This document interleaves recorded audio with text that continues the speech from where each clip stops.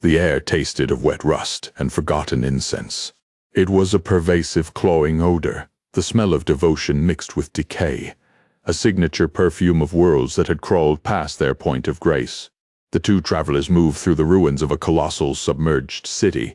It was a necropolis built for gods long dead, where the pressure of the grave-silt seemed to weigh not just on the bones, but on the very minds of those who dared walk among them. The first traveler, a man named Kael, walked with the rigid, unnatural gait of one who expected the ground to betray him at any moment. His armor, once gleaming steel, was now pitted and stained with an oily black residue, and heavy liturgical chains clinked softly with each step. He carried a war-blessed polearm stained with blood that refused to dry. His demeanor was one of monumental, exhausting zealotry, the belief that every stain, every crevice, every shuddering column was a testament to some cosmic, terrible failure of divine grace. The second traveler, Lyra, walked 10 paces behind him, trailing her fingers over the damp, cyclopean masonry.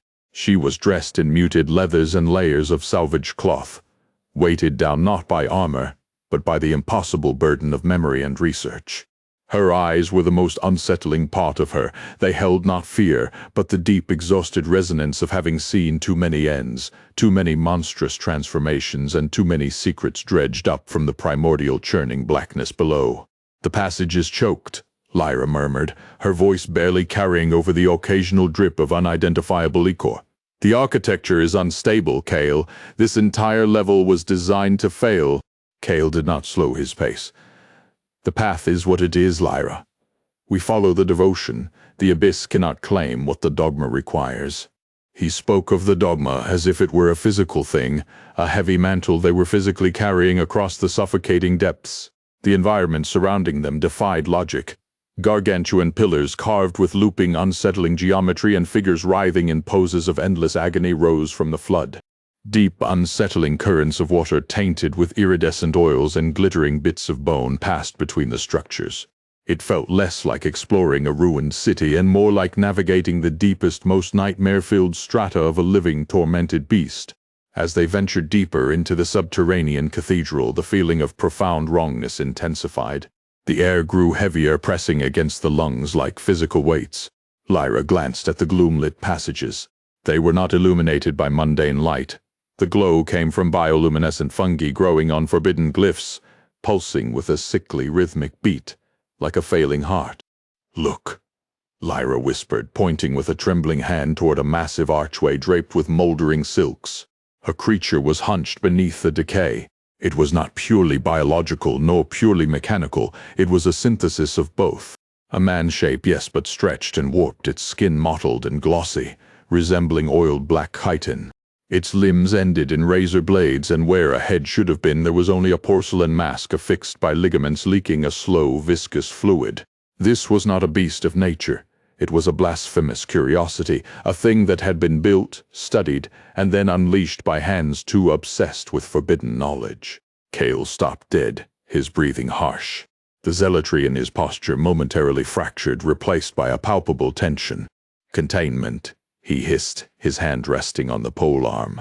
"It must be purified. The impurity, it must be scraped away." Lyra ignored him.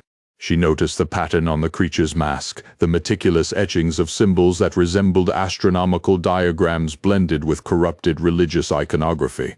She knelt, pressing herself against the damp wall, her senses screaming a mixture of academic fascination and sheer terror. "It's not pure horror, Kael," she murmured, almost to herself. "It's corrupted science. It's a failure of understanding, built by people who thought they could map the edges of the inevitable." Suddenly the ground gave way beneath them. A deep, booming sound, not the groan of shifting stone, but the sound of immense, slow-moving weights dragging against the water, reverberated through the ruins. The creature from the archway shrieked, a sound of raw, metaphysical pain, and it lunged, not at the travelers, but at the wall behind them, striking a point where the structure was weakest. Kael roared, swinging his weapon into a desperate, zealous arc. He met the creature's charge, forcing it back with brutal, trained strength. The ensuing clash was visceral, wet, and agonizing. Steel scraped against the chitin, blood mixed with the foul, luminous water. Lyra saw the true nature of the danger then. The creature was merely a consequence, a twitching herald of something vast and patient. Above them, in the darkest stretch of the ceiling, the pulsating light pulsed faster, growing brighter, draining the shadows and forcing them to look up. The source was a deep, vertical fissure, weeping a substance that seemed to be pure, corrosive potential. It was the void beckoning them down. Kael, fighting the horrifying thing with superhuman exertion, roared Lyra's name, momentarily diverting his focus from the monster. In that instant of distraction, the creature seized him, its razor blades raking across his armored shoulder, severing ligaments and flaying him against the crumbling pillar. The pain, raw and absolute, momentarily stunned him. Lyra didn't think of the gore or the madness or the overwhelming dread that threatened to snap her sanity. The weight of too much suffering was too ingrained. She thought only of the map, the symbols, the pattern. She noticed that the creature, in its panicked frenzy, kept avoiding certain marked glyphs on the pillar behind it, the same glyphs that had seemed faintly resonant to her earlier. "The cycle!" she screamed, pointing desperately. "The patterns, it's not random, it's a circuit." She threw herself forward, bypassing Kael's struggling form. Ignoring the spray of filth and blood, she pulled a strange, heavy artifact, a brittle, blackened bone that glowed faintly with trapped, dim energy. She slammed it against the exposed glyph on the pillar. The bone didn't explode or vanish. Instead it sang. The song was too low to hear, vibrating in the teeth and the marrow.